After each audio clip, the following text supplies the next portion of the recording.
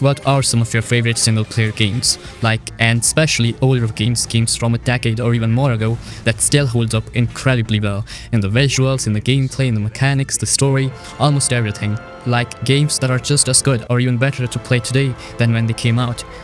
That's what I'm gonna talk about in this video. Some of the best single-player games worth revisiting in 2026. So let's look at it.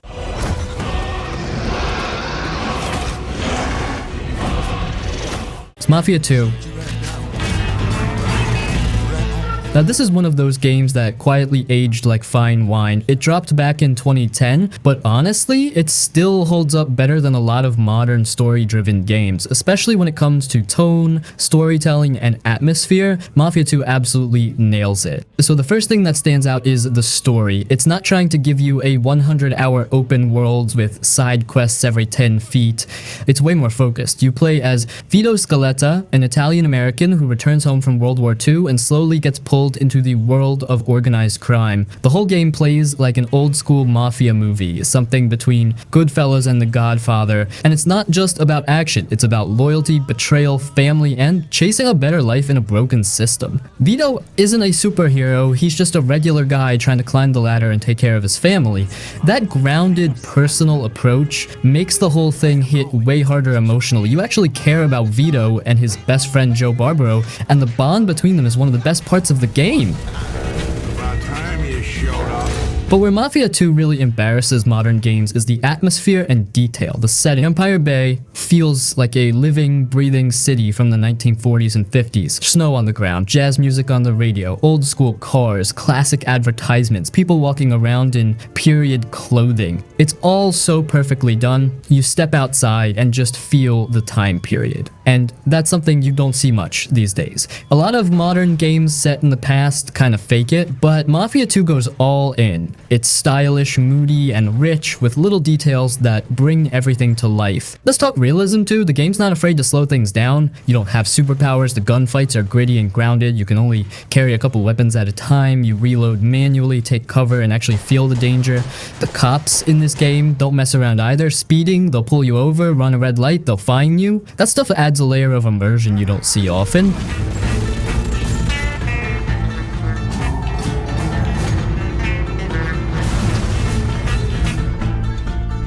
Man's a sucker, that's for damn sure. The Elder Scrolls Skyrim. Probably one of the most iconic games ever made, and yeah, it's been memed to death at this point with all the re-releases, but here's the truth. Skyrim came out in 2011, and it still embarrasses a ton of modern games in some pretty big ways. First off, that sense of freedom. You leave that opening scene in Helgen, and boom, the whole world is yours. No long tutorial, no walls stopping you, no you must be level 30 to enter this zone stuff. You can just pick a direction and walk. Climb a snowy mountain, find a hidden dungeon, get attacked by a dragon, or bump into a random NPC with a full side quest. That feeling of go anywhere, do anything is still unmatched. Now let's talk modding, because Skyrim basically became a platform for creativity. Bethesda made the base game, yeah, but the modding community kept it alive and took it to the next level. Better graphics, new quests, gameplay overhauls, completely new stories. Some of the best Skyrim experiences out there today are thanks to modders, and no modern game gives you that kind of open toolbox anymore. Most games are locked down and carefully controlled. Skyrim let the players go wild. Even without mods though, the quest variety and world depth are still solid. You've got the main Dragonborn storyline, but then you also had the Dark Brotherhood, Thieves Guild, College of Winterhold companions, Daedric quests, all with full voice acting, unique story arcs, and meaningful choices. And the cool thing, you can do them in any order or skip them entirely.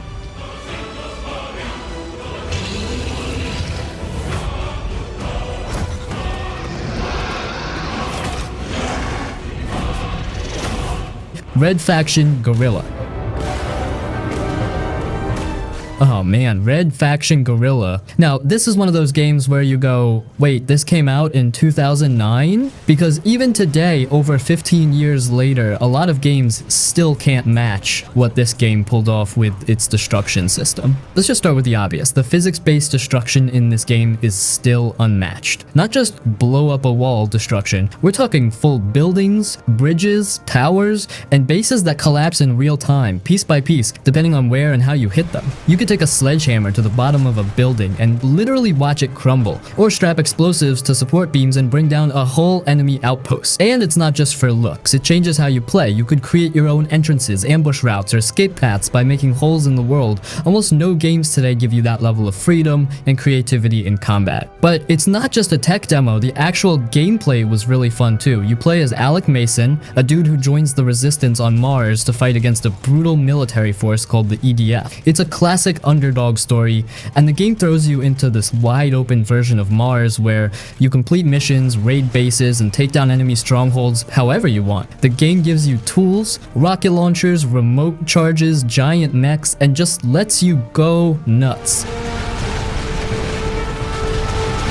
And there's something really satisfying about that simple gameplay loop. Drive to an enemy base, cause chaos, bring down a giant tower with a few well-placed charges, get out before reinforcements arrive, repeat. It never gets old because the destruction is dynamic, not scripted. Every building collapse feels different. Every mission plays out a little differently depending on how you go about it. The tone is also kind of refreshing. It's not super dark or overly serious, but it's not a total joke either. It sits somewhere in the middle, kind of like those mid-2000s action movies that were just fun to watch. The game doesn't waste your time with deep political plots or long speeches. It just drops you into the fight and says, here's a hammer, go break stuff. It's kind of wild when you think about it. With all the power in modern consoles and PCs, we still haven't seen another game push destruction the way Red Faction Guerrilla did. Some games fake it with scripted collapses or only destroy a few objects, but nothing gives you that pure freedom to tear down the world like this game did.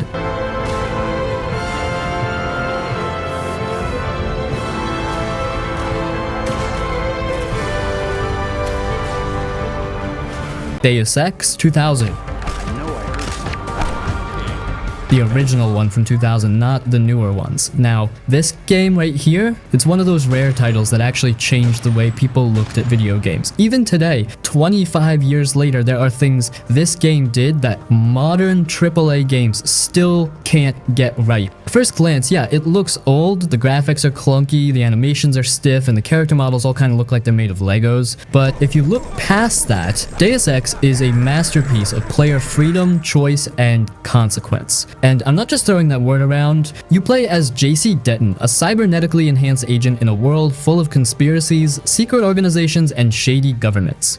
It's set in a gritty cyberpunk future where the world's falling apart, there's terrorism, plagues, corruption, and everyone seems to have their own agenda. But here's the magic part. The game doesn't hold your hand, and it never forces you into one path. You want to go in guns blazing and wipe out every enemy? You can. Prefer sneaking in through vents, disabling cameras, and knocking guards out quietly? That works too. Want to hack computers, read emails, open doors with keypads, and never fire a bullet? Totally valid. And the best part? The game reacts to how you play. Characters comment on your actions, some missions change based on what you did earlier, multiple endings, different choices, branching outcomes. It all flows together in this super smart way. Even modern games that promise choices usually just give you a good or bad option, but Deus Ex is way more subtle. It's about how you solve problems, not just which button you press. There's no big neon sign saying do this for good ending. It just lets you be smart and figure things out on your own. That level of trust in the player, that's rare. Sure, the shooting isn't great by today's standards. The skill system is kind of old school, and the game can be hard to get into if you're used to more modern, polished experiences, but the depth, freedom, and design still feel more advanced than a lot of games that came out in the last 5 years. Estimating the problem. The others may not go as quietly as you think. Intelligence indicates they're behind the problems in Paris. A bunch of pretentious old men playing at running the world. Metal Gear Solid 2. The game starts off with Solid Snake, the hero from the first game, but pretty soon you're playing as a new character named Raiden. This surprised a lot of people back then. Some players were upset, but the game had a reason for doing that. It was trying to show how players often think they are in control when really they are being guided or even tricked. That idea is part of the story. You think you're the hero, but someone else is pulling the string. Even the gameplay was impressive back then. It had detailed stealth systems. You could knock on walls to distract guards, hide in lockers, sneak past cameras, or hold up enemies. You had a lot of freedom to move and plan your actions. The controls felt smooth and gave you more control than most games from that time. It's no surprise that a lot of future stealth games copied ideas from this one. The graphics were amazing for 2001. The game had things like real-time shadows, weather effects, and even little touches like slipping on bird poop. You could shoot a fire extinguisher and the smoke would spread across the room, break a glass window, and the pieces would fall in different directions. Most games in 2001 didn't even try to do that.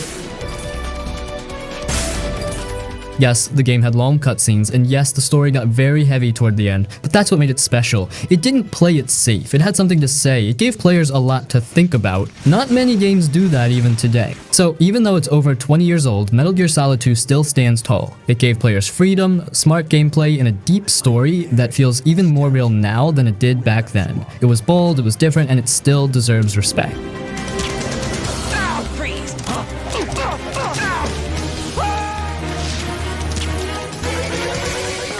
Half-Life 2.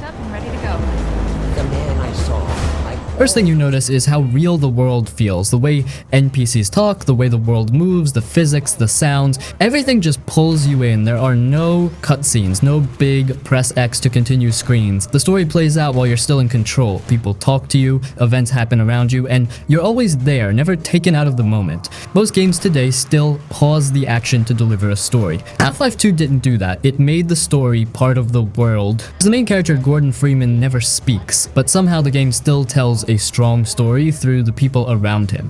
Like Alex, who quickly became one of the most likable characters in any game. She felt real, not just a sidekick. She helped you, reacted to what was happening, and brought a lot of heart to a world that felt cold and broken. Speaking of the world, City 17 is still one of the best settings ever in a game. You really feel like you're in a place that's been taken over and crushed. The Combine are everywhere, the people are scared, and you're just one guy trying to break through it. The tone is serious, but the game still finds time for small, quiet moments that hit even harder. We've got to stop Dr. Green. Now the gameplay, this is where it still shines. The shooting feels clean, the weapons are fun, especially the gravity gun. That thing changed the way people thought about first-person shooters. You could pick up saw blades, crates, even dead bodies, and throw them at enemies. You could mess with the environment in ways that felt fresh and creative, and all of this was powered by real physics, not just scripted stuff. Even now, most games don't let you interact with the world like this. Half-Life 2 also kept things tight and focused. There's no open world, no bloat, no hundreds of side quests. Just strong level design, smart puzzles, and a good balance between action and quiet. The pacing is perfect. You get intense shootouts, then slower parts where you explore or solve a puzzle. The game never wastes your time. Every section has a purpose. What is it exactly that you have created? Can you name even one thing? I thought Vampire the Masquerade Bloodlines.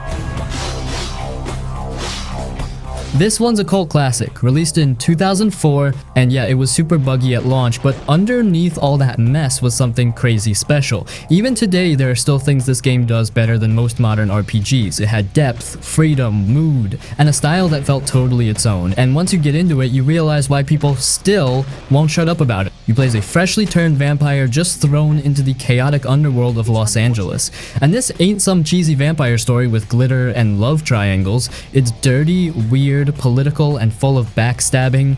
Every faction wants something and you're stuck in the middle trying to survive. You get to pick your vampire clan in the beginning, and that one choice actually changes the whole game. Sure, dialogue options, how NPCs treat you, the way missions play out, all of it shifts depending on who you are. If you pick Malkavian, for example, your character is completely insane. You speak in riddles, hear voices, and even have conversations with stop signs. No other game has ever done something that weird and actually made it work. Or if you go with Nosferatu, you're so scary looking that you can't even walk around the streets during the day without causing a panic. So you gotta sneak through sewers and back alleys. It's not just a stat change, it's a full-on role change. The replay value is insane. Now, let's talk tone. This game has some of the best atmosphere ever. You'll walk through foggy alleys in downtown LA, neon-lit nightclubs, haunted hotels, shady warehouses, and it all feels gritty and real. There's a mission in a haunted house that still freaks people out even today. No jump scares, no monsters popping out, just pure mood and sound design that makes your skin crawl. It's legendary.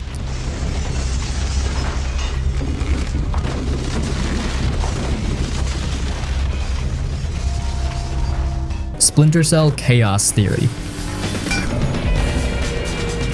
Splinter Cell Chaos Theory came out in 2005, and for a lot of fans, it's still the best stealth game ever made, no joke. Even with all the fancy games we have now, Chaos Theory just does things better. It's smart, it's tense, and it gives you full control without making it feel overwhelming. You play as Sam Fisher, a top-level spy working for a secret US agency. Your job is to sneak into enemy bases, hack computers, steal data, and quietly take out targets, all without anyone even knowing you were there. And if they do find out, things can go bad real fast. This game doesn't treat you like an action hero, it treats you like a ghost. Someone who moves in the dark and leaves no trace. The gameplay is all about stealth. You stick to the shadows, move slow, and listen closely. Enemies can hear your footsteps, notice open doors, or spot you if you're not careful. Light and sound matter. You've got a meter that shows how visible you are and another that tells you how loud you're being. That means you're always thinking about where you walk, how fast you move, and what's around you.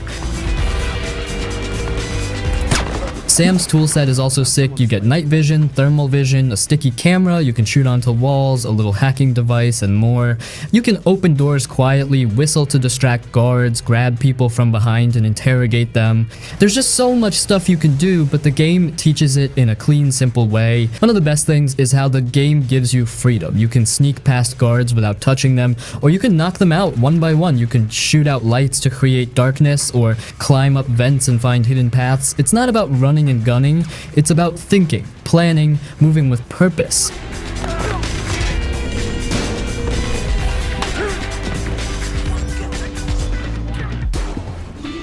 Just Cause 2?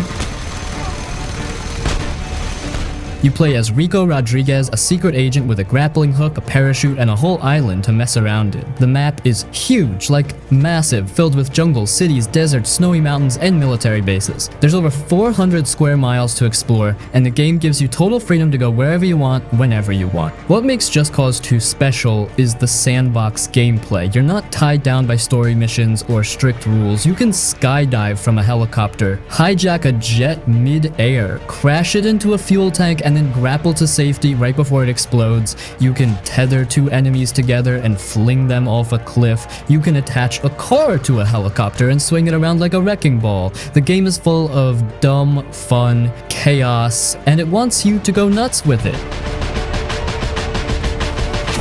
The grappling hook is the heart of the game. You can use it to climb buildings, pull enemies, stick things together, or launch yourself through the air. Combine that with the parachute, and you're basically flying all the time. You never have to walk or drive if you don't want to. Just zip around like a superhero. It feels so smooth and fun, even today. No other game has really captured this combo of tools the same way. And yeah, the explosions. They're everywhere. The whole game is built around causing chaos, which unlocks missions and weapons. You destroy fuel tanks, towers, vehicles, radar stations, and every explosion is loud, bright, and satisfying. You don't need a reason, just blow stuff up because it's awesome.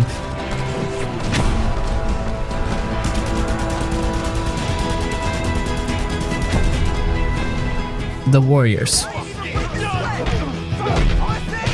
Believe it not, but this is a Rockstar Games title. They dropped this one in 2005, and man, they nailed it. It's one of those rare licensed games that didn't just ride off the name, it actually improved the movie it's based on. They took that gritty 1979 cult film and turned it into a full-blown brawler masterpiece that still holds up today. The game is a prequel and retelling of the movie, so even if you've never seen the film, you're good. You play as the members of the Warriors gang, street kids from Coney Island, trying to survive in a a violent New York City ruled by rival gangs. The setup is simple. The gang gets framed for murder, and now they have to fight their way back home across the city while everyone is out to get them. But Rockstar added tons of backstory, new missions, and extra layers that make the story even better than the movie.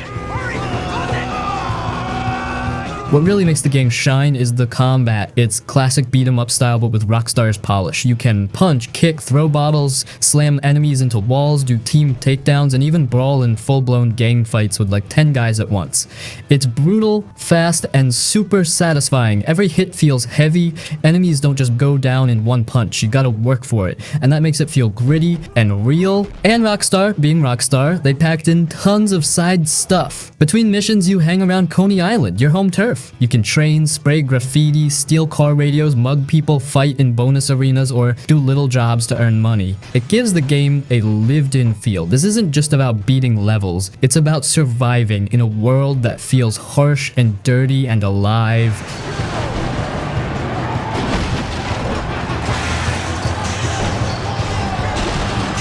Scarface, the world is yours.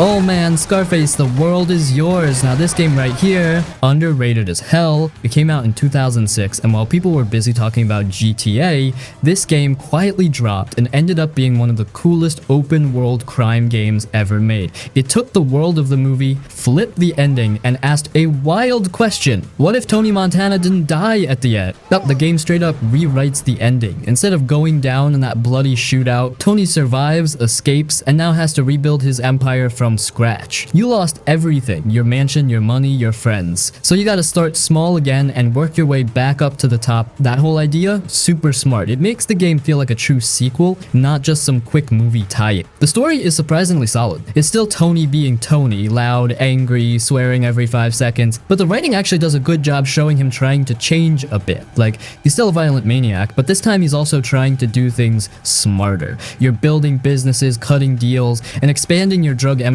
while keeping things under control. It's a mix of action and business, and it works way better than you'd expect. Start making my own moves.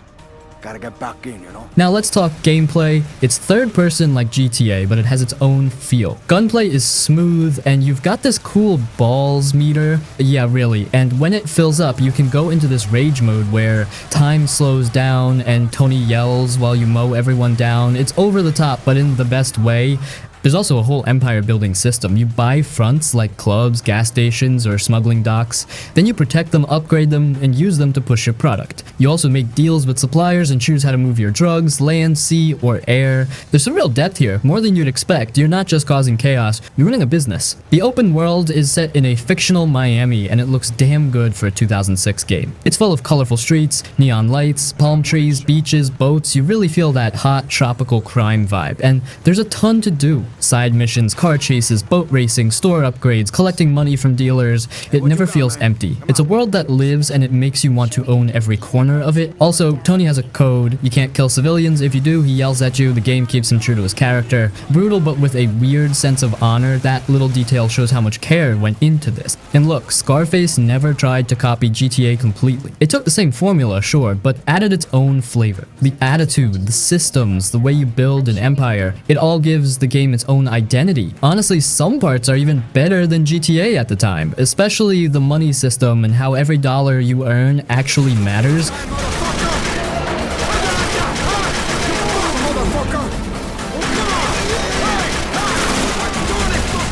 Fiverr, San Francisco.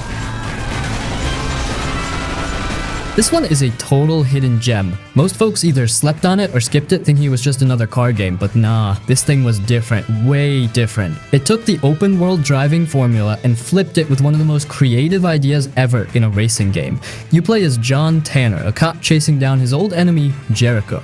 Sounds like a regular crime story at first, right? But here's the twist. Tanner gets into a car crash early on, and the whole game basically takes place while he's in a coma. That means the world you're playing in isn't real. It's happening inside his head. And because of that, the game gives you this crazy superpower called Shift. Shift lets you instantly jump out of your body and take control of any car on the road. No loading screen, no cutscene, just zoom out and bam! Now you're driving a school bus, a muscle car, a cop cruiser, whatever. You're chasing someone? Boom, jump into a truck up ahead and block the road. Need backup in a race? Take over another car and slam the guy you're chasing from the side. It's insane how smooth it works. Still feels fresh today. The gameplay loop is all about using Shift in cool ways. You do races, police chases, takedowns, stunts, but now you're thinking way bigger. You're not just the driver, you're controlling the whole traffic system if you want to. It makes every mission feel like a puzzle. It's not just about skill, it's about creativity, and the driving itself is tight. Cars feel heavy, fast, and just arcadey enough to be fun without being floaty. The city of San Francisco looks great too. Big hills, tight corners, long straights, all perfect for wild chases. It's got that classic movie car chase vibe like Bullet or The French Connection. You're drifting around corners, barely dodging traffic, pulling off insane moves at high speed, and it never gets old. Another thing that makes this game cool is how clean and focused it is. No getting out of the car, no clunky on-foot missions, just pure driving, and instead of forcing you to do a bunch of side stuff, the game rewards you for messing around. You can earn points by pulling off drifts, near misses, and stunts, then use those points to unlock upgrades, challenges, and new abilities. I enjoy it now, Jericho, because in the real world, I'm gonna break you. So look, before IO Interactive became permanently tied to the Hitman franchise, they put out this absolute fever dream of an alternate history shooter that somehow managed to turn a regular New York City plumber into a heavily armed guerrilla warlord. Freedom Fighters hit the scene in 2003, and looking back, it is downright criminal that we never got a proper sequel, because the mechanics buried in this game were light years ahead of the competition. The setup really is this pure Red Dawn action movie cheese. Basically, the Soviet Union suddenly invades Manhattan, and you, Christopher Stone, trade your pipe wrench for an assault rifle to lead the underground resistance. But what actually makes Freedom Fighters a legendary title is not the B-movie plot. It is the flawless, shockingly intuitive squad command system. Long before games were bogging us down with complicated radial menus and pause screens to control AI companions, IO Interactive gave us 3 simple commands on the controller: follow, attack, and defend. That was the entire tactical suite. And the craziest part, your squad actually listened. They aggressively took cover, they provided legitimate suppressing fire, and they cleared rooms with a level of raw competence that puts modern NPC companions to shame. You would start a mission sneaking through the sewers alone and end it storming an enemy stronghold with up to 12 rebels at your back, feeling like an absolute tactical genius commanding a small army. The game also featured an interconnected level design that was incredibly forward-thinking for the PS2 and original Xbox era. The maps were not isolated bubbles. If a Soviet attack chopper was mercilessly pinning your squad down in a city street, you could back out, travel to a completely different neighborhood, fight your way to a fuel depot to blow up the enemy helipad, and then return to the first area to find the skies completely clear. Your sabotage efforts had direct, tangible consequences on the battlefield, making the resistance feel like a dynamic, living campaign rather than a linear shooting gallery. You were actually strategizing, picking your targets based on what would make the final assault easier. Then there's the atmosphere, heavily carried by Jesper Kid's phenomenal, iconic soundtrack. He blended dark, pulsating electronic beats with massive, booming Hungarian choirs, creating a soundscape that made every single firefight feel like an epic, desperate struggle for survival against an unstoppable machine. Pushing through the snow-covered, war-torn streets of Brooklyn while that heavy choral music swelled in the background, really, I think remains an unmatched vibe.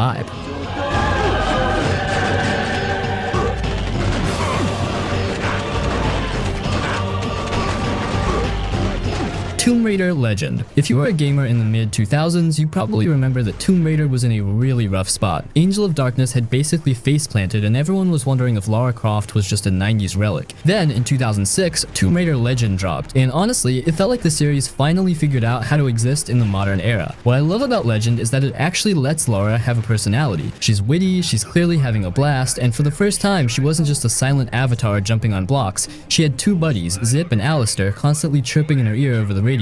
Some purists hated that, but for me, it made the whole thing feel like a big-budget action movie. You're globetrotting from the rainy rooftops of Tokyo to the snowy mountains around the world, and the vibe is just perfect for Tomb Raider. The gameplay was the real game changer though. They threw out that clunky tank control movement from the PS1 days and gave us something fluid. You could actually swing on a magnetic grapple, do mid-air slow-mo shots like you're in the Matrix, and the platforming felt instinctive rather than a math problem. Yeah, it's a bit short, and those motorcycle levels are, well, they're definitely of their time. But as a package, it's pure, high-octane fun. It's that perfect Saturday afternoon game where you're not stressed out by 100 side quests, you're just raiding tombs, solving some physics puzzles, and feeling like the coolest person on the planet. If you haven't played it since 2006, it still holds up as the definitive rebound for the franchise.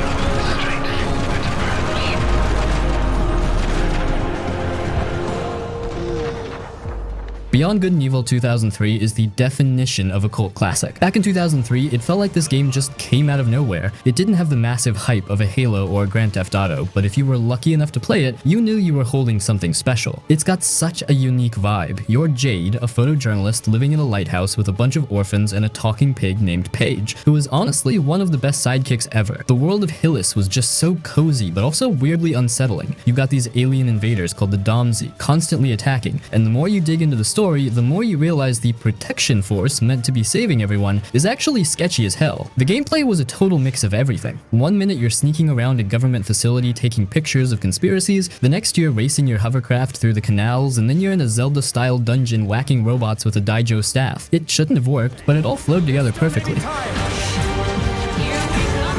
But the real heart of the game was the photography. In an era where every other game was just shoot this, kill that, Beyond Good and Evil asked you to slow down and document the world. Taking pictures of rare species to fund your rebellion felt so much more rewarding than just grinding for XP. It's one of those games that just has a soul, you know? It's colorful, it's got a weird sense of humor, and it's genuinely emotional. It's a tragedy we've been waiting forever for a sequel, but the original still holds up because there's still nothing else that feels quite like it. It's a pure vibe game before that was even a thing.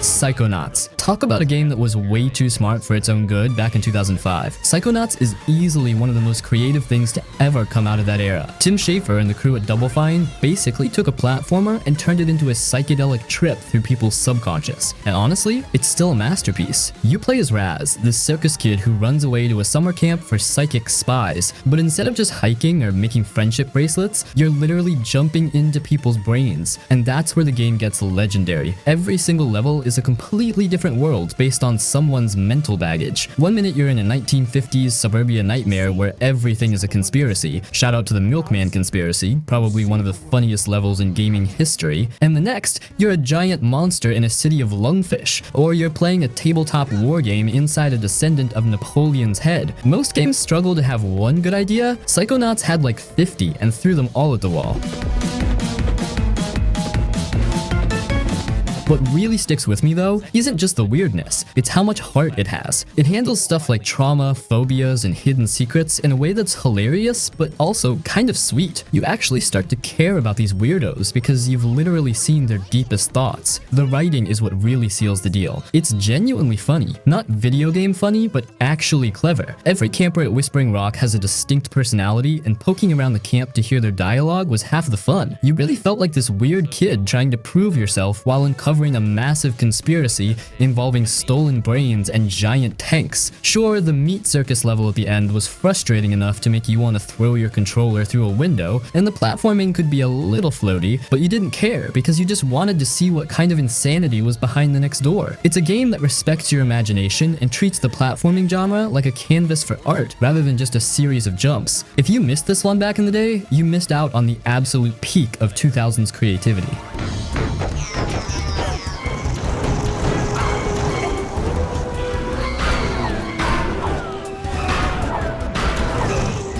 Okami 2006. If we're talking about games that are literally art in motion, we have to talk about Okami. This game dropped right at the very end of the PS2's life cycle in 2006, and honestly, it felt like a parting gift from Clover Studio. It's one of the most beautiful things ever put on a console, but because everyone was busy saving up for the PS3 or the Wii, a lot of people totally slept on it. They're lost, man, because Okami is a freaking journey. You play as Amaterasu, the Japanese sun goddess who's taken the form of a majestic white wolf. The world has been leached of its color and life by an ancient 8-headed demon, and your whole job is to run across the countryside and bring the color back. It sounds simple, but the way they pulled it off was genius. The entire game looks like a traditional Japanese sumi inkwash painting. When you run, flowers literally bloom in your paw prints. When you restore a cursed area, a wave of vibrant color and life explodes across the screen. It was doing open world beauty way before it was a standard industry trope. But the real wow factor was the celestial brush. This was such a cool tactile mechanic. You'd press a button to freeze the world like a canvas, and then you'd literally draw shapes on the screen to interact with the environment. Need to cut a rock in half? Draw a straight line across it. Want to make a withered tree bloom? Draw a circle around it. Need the sun to come out? Just draw a big circle in the sky. It made you feel like you were actually painting the story as you went along. It's the kind of mechanic that felt like magic back then, and honestly still feels more innovative than half the stuff we see today. The game is massive too. Just when you think you're reaching the final boss, the world opens up and you realize you're only a third of the way through. It's heavily inspired by The Legend of Zelda Ocarina of Time, but it has so much of its own flavor. The weird folklore, the hilarious little bug artist Isun who lives in your fur, and the sheer scale of the boss fights.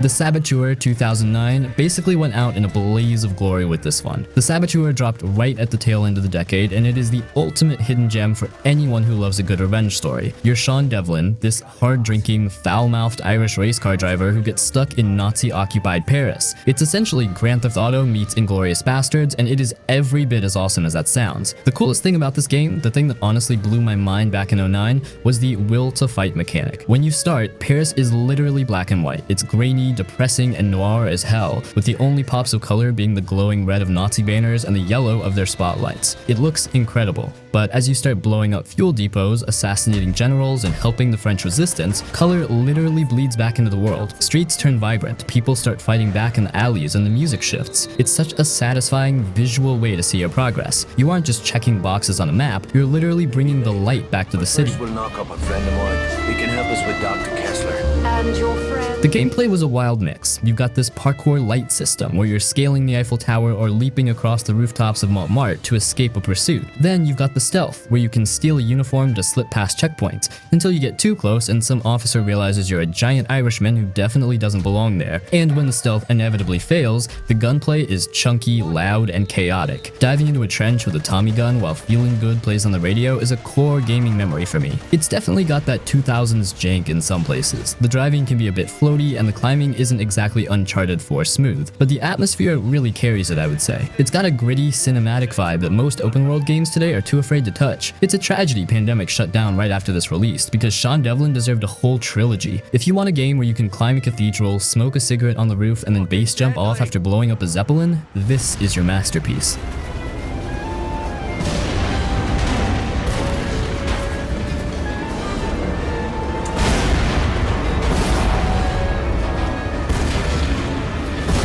Bully 2006. People love to call it GTA in a school, but honestly, that's doing it a disservice. If there was one game that perfectly captures that mid-2000s rockstar lightning in a bottle, it's Bully. This was such a massive pivot for them. Everyone expected GTA in a school, and while you could definitely cause some chaos, the game had way more heart and charm than anyone gave it credit for. You're Jimmy Hopkins, this tough-as-nails kid with a shaved head and a serious attitude problem, dumped at Bulworth Academy, basically the worst boarding school in the world, and you have to navigate the social hierarchy of jocks, nerds, preppies, and greasers. What made Bully legendary wasn't just like the mischief stuff, it really was how lived in the world felt, you know? Like, the map I think was way smaller than any GTA map, but it was really dense. Every NPC had a name, a unique look, and a personality. You actually had a schedule. You had to bike to class to play these mini games like English word scrambles or chemistry rhythm games to unlock perks like better social interactions or firecrackers. It turned the boring routine of school into a gameplay loop that was actually addictive. You'd find yourself checking your watch in-game thinking, crap, I've got gym in 10 minutes, but I really need to finish tagging this building.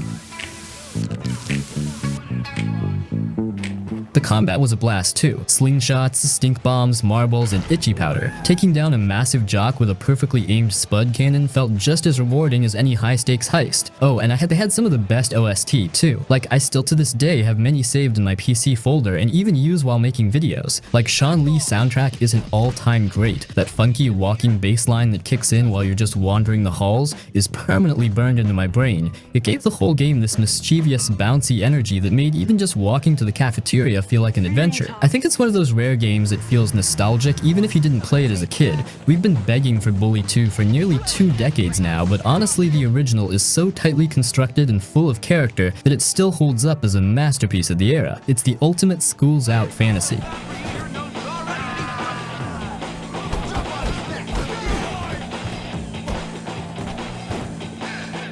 We cannot talk about the 2000s without bowing down to Prince of Persia: The Sands of Time. This game was a total stop what you're doing and look at this moment in 2003. Before Ubisoft got obsessed with climbing towers and clearing map icons, they created this tight, poetic, and incredibly fluid adventure that basically reinvented how we move in 3D spaces. It's the grandfather of Assassin's Creed and Uncharted, but honestly, it's got a vibe that neither of those series ever quite captured. The biggest thing was the movement. Before this, platforming in 3D was usually clunky. You'd miss a jump because of a bad camera angle and just die. But Sands of Time introduced the wall run. Seeing the Prince sprint horizontally across a wall, leap off a pole, and swing into a window felt like magic. It turned the environment into a playground. You weren't just playing a level, you were performing this beautiful, rhythmic dance through these gorgeous, sun-drenched Accursion palaces. It felt athletic and graceful in a way games just hadn't achieved yet. And then there was the Dagger of Time. This was the ultimate get-out-of-jail-free card that actually made sense in the story. You mess up a jump, you get skewered by a trap, just hold a button, watch the screen ripple and rewind, and try again. It completely removed the frustration of trial and error gaming. It kept the momentum going, which was huge because the flow was everything in this game.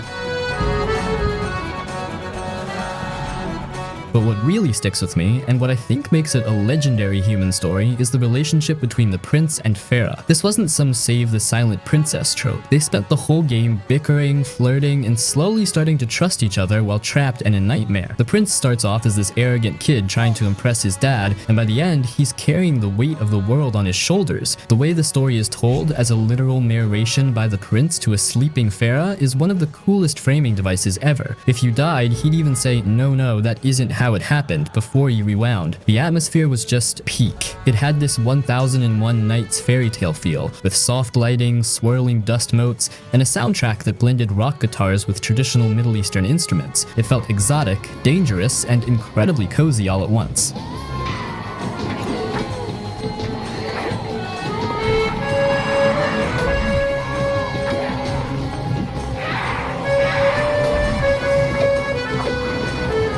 Mafia: The City of Lost Heaven, 2002. I have to talk about the original Mafia. This wasn't just another open world game trying to ride the coattails of Grand Theft Auto 3. While GTA was all about chaotic, arcadey fun and causing as much mayhem as possible, Mafia was something much more grounded, serious, and honestly, a lot more human. It felt like playing through a classic Scorsese or Coppola movie, but instead of just watching the tragedy unfold, you were the guy behind the wheel. You play as Tommy Angelo, a regular cab driver in the 1930s who gets pulled into the Salieri crime family basically by accident. What made this game legendary was the commitment to the bit. It didn't care if it frustrated you, it wanted you to feel the weight of being a mobster in the Great Depression. The cars didn't handle like Ferraris, they felt like heavy, clunky boats that struggled to go up hills. And the police, they weren't just there for high-speed chases, they'd pull you over for speeding or running a red light. It forced you to actually inhabit the world of Lost Heaven rather than just treat it like a playground.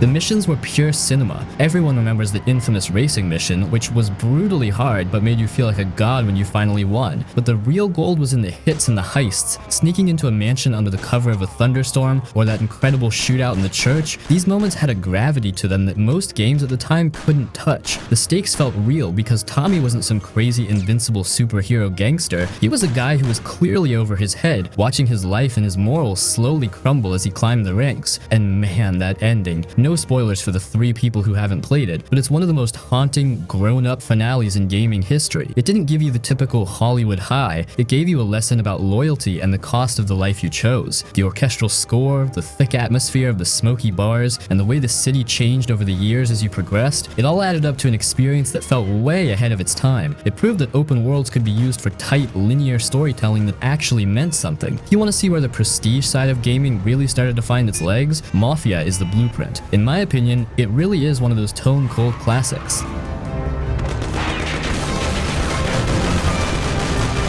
Okay, come on out, you bastard. We have to talk about the moment the PS2 officially was reaching its final form with the original God of War. Obviously, like before Kratos was a weary dad trekking through the snow, he was a relentless, ash-covered force of nature tearing through ancient Greece, and man, the sheer scale of this game was unlike anything we'd ever seen on a console. Like, right from the jump, literally the opening level on the Aegean Sea, the game just smacks you with the boss fight against the Hydra that felt impossible for a PS2 to even render. Like, you were fighting a monster that felt like it was the size of a skyscraper while the ship was tossing and turning beneath you. It set the tone perfectly. This wasn't going to be a polite little action game. It was loud, it was angry, and it was epic in the truest sense of the word. The genius of God of War was the combat flow. The Blades of Chaos are arguably one of the greatest weapons in gaming history. The way they felt, the weight, the chains rattling, the arcs of fire as you swung them, it turned combat into a rhythmic, brutal ballet. David Jaffe and the team at Santa Monica Studio nailed the game feel so well that you felt every hit. And let's be real, the quick time events, their QTEs, actually felt cool back then. They weren't a chore, they were cinematic finishers that let you rip the head off a Medusa or climb a Minotaur like a total badass.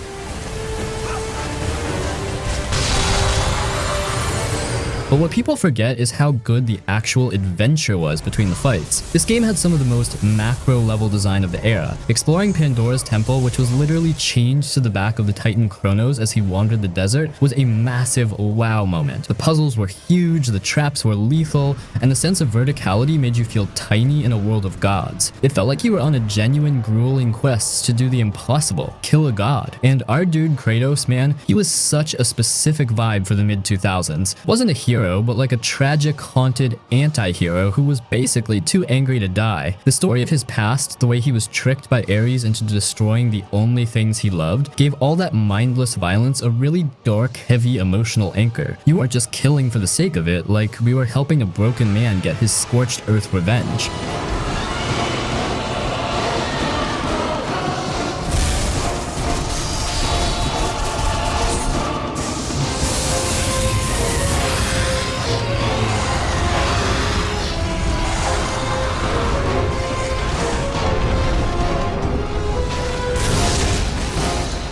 So one of my favorite game series of all time, like before Uncharted Drake's fortune dropped in 2007, Naughty Dog was the cartoon mascot studio. They were the Crash Bandicoot and Jak and Daxter eyes. Then they pivoted to this gritty but vibrant pulpy adventure, and it completely shifted the DNA of what a PlayStation exclusive was supposed to look like. It was the moment we realized consoles could actually pull off a believable summer blockbuster movie. The first time you see Nathan Drake, he's not some shredded stoic super soldier. He's just a guy in a half-tucked Henley with a dry sense of humor getting shot at on a boat. That everyman vibe is exactly why I fell in love with Nate. He stumbles when he runs, flails his arms during big jumps, and he mutters "oh crap" when a grenade lands at his feet. It felt human in a way that Tomb Raider hadn't quite touched yet. You weren't playing as a legend, but like you were playing as a guy who was probably way over his head but was too charming to quit. Also, the chemistry, the banter between characters, Nate, Sully, and Alina, is the gold standard. I love them so much. Like most games back then had these stiff wooden cutscenes where characters just stood there explaining the plot. In Uncharted, the dialogue felt snappy and improvised.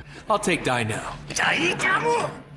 Listen to me, maggots. Visually, this game was a massive flex for the PS3. That jungle was lush, the water effects on the jet ski levels were mind-blowing for the time, and the way Nate's clothes actually got wet and stayed wet was the kind of detail we obsessed over in 2007. The transition from cutscene to gameplay was so seamless it felt like one continuous ride. You'd go from a high-stakes cinematic argument straight into a massive shootout in the flooded ruins without missing a beat. Sure, if you go back and play it today, the 6-axis grenade aiming is a little janky, and there are probably way too many waves of enemies, enemies in the back half of the game. And yeah, it gets weirdly supernatural toward the end. Those descendants in the bunkers definitely gave us all a jump scare we weren't expecting in a treasure hunting game. Like, shit had me calling my brother to watch me play and opening the windows. But the core of the game, the climbing, the crumbling ledges, the barely made that jump energy was pure, uncut fun. Uncharted 1 really was the blueprint, I think. It proved that you could have a linear cinematic experience that didn't feel restrictive because the world and the people in it were so damn likable. It's the game that turned Naughty Dog into the titans they are today and gave us the ultimate modern-day Indiana Jones.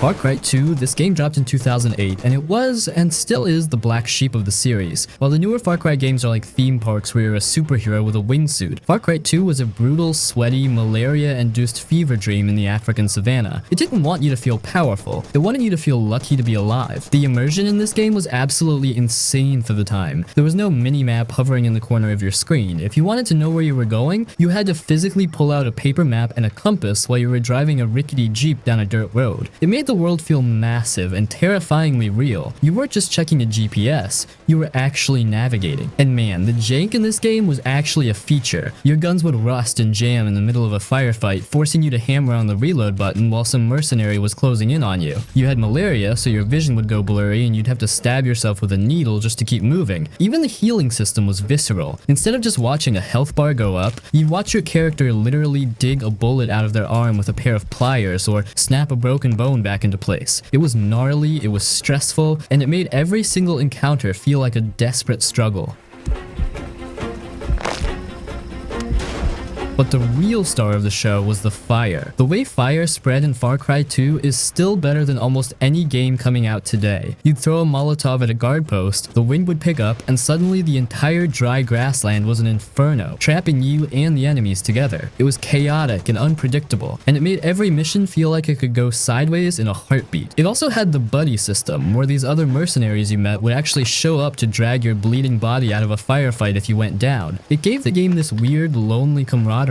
You are all just trash humans trying to survive a civil war that didn't care about you. Far Cry 2 is a legendary 2000s game because it had a vision and it stuck to it. Even if that vision was make the player suffer. It's gritty, it's brown, it's punishing, and it's one of the most atmospheric shooters ever made. If you can handle the malaria and the respawning guard posts, it's an experience that stays with you way longer than the cleaner sequels ever did. It's a masterpiece of survival before that even became its own genre.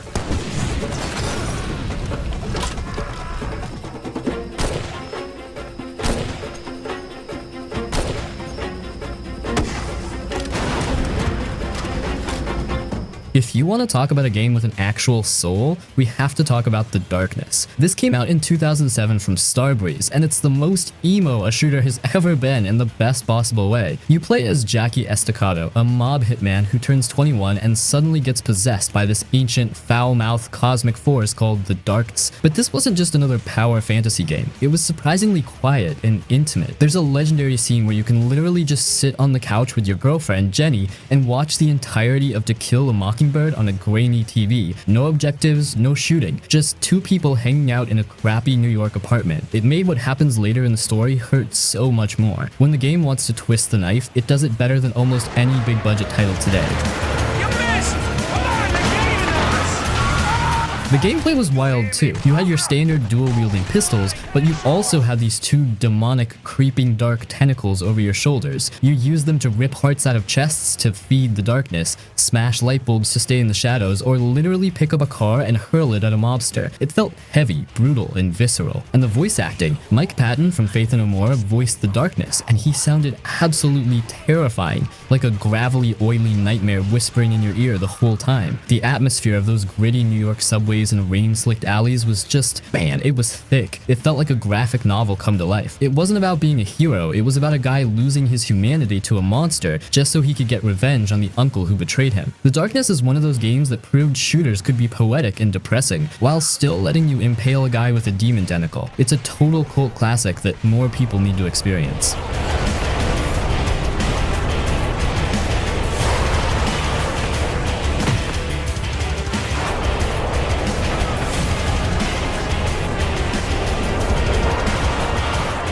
Max Payne 2 is where the series really hits its stride. The first game was great, but this one feels more focused, more confident, like they knew exactly what they were going for and just went all in. Max himself feels way more human here. He's tired, worn down, barely keeping it together. Then Mona comes back into his life and everything gets messy again. Their whole dynamic carries the story. There's tension, there's history, and you can feel it in every scene. It's not over-explained either, which actually makes it hit harder. The storytelling in general is on another level. The inner monologues, the weird dream sequences, those graphic novel panels, it all blends together into this heavy noir vibe that just sticks with you. It's kind of depressing the whole way through, but in a way that works. Until you fall back down to the same hole you were trying to escape from.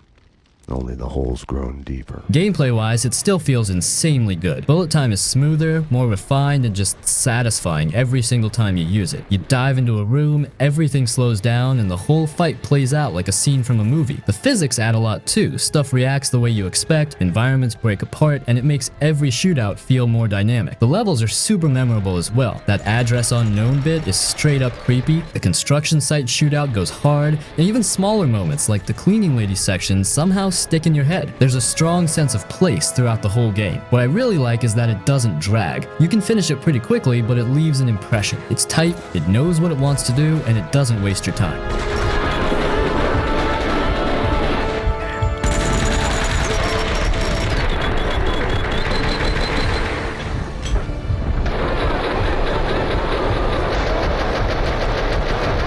Hitman Blood Money 2006. If you had to pick the moment Hitman really figured itself out, it's Blood Money in 2006. The earlier games had cool ideas, but they could be clunky as hell and sometimes just straight up frustrating. This one finally got it right. It basically hands you a level and goes, alright, do your thing. What makes it so good is the freedom. These maps feel alive. You're not running down a checklist, you're just dropped into a space and left to figure it out. One mission you're in some quiet suburban neighborhood, the next you're in the middle of a chaotic Mardi Gras crowd. Every place has its own vibe, its own rhythm, and you just blend into it. And the kills, that's where the game really shines. Yeah, you can go loud with the silver ballers, but that's not the point. The fun is making it look like nothing happened. Swapping a fake gun with a real one during a rehearsal, setting up an accident, pushing someone at just the right moment, it feels so much more satisfying when it all goes clean. Half the time you're just standing around in disguise, watching patterns, waiting for that perfect window. And when it works, it feels earned. The notoriety system was also a nice touch. If you messed up, left witnesses, got caught on camera, it actually carried over. Suddenly guards are more suspicious, your cover isn't as safe, and you're forced to play smarter. Getting that silent assassin rating wasn't just about the money, it was about doing the job properly. This is the one where Hitman stopped feeling like a weird experiment and started feeling like a fully realized stealth sandbox. It just trusts you to play your way, and that's why people still talk about it.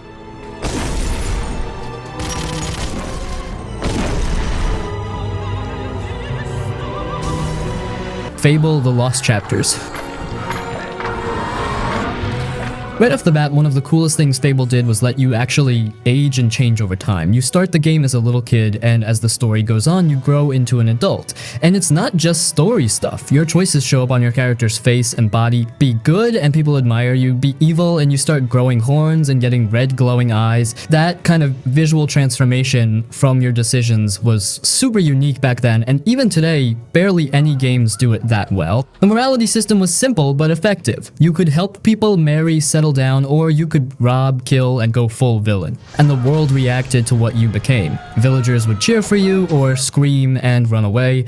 It felt like your actions really mattered. Some modern games still do this, sure, but Fable made it fun and kind of playful instead of overly dramatic or serious. Looks like he's done whatever he was doing. The setting was also great. Albion felt like this cozy fairy tale land with a bit of British humor and charm. It wasn't huge like a Skyrim style map, but it had character. Towns felt alive, and there were a bunch of fun side things to do, like buying houses, getting married, playing pub games, even becoming famous. And the music, still so good. That soft, magical vibe is burned into your memory if you played it back in the day. And then there's the combat, which was super easy to get into. You had melee weapons, bows, and magic, and you could mix them however you liked. The game never made you pick one strict class. You just kind of learned and used what you wanted. You could throw fireballs 1 second, then pull out a sword the next. It felt really free for its time.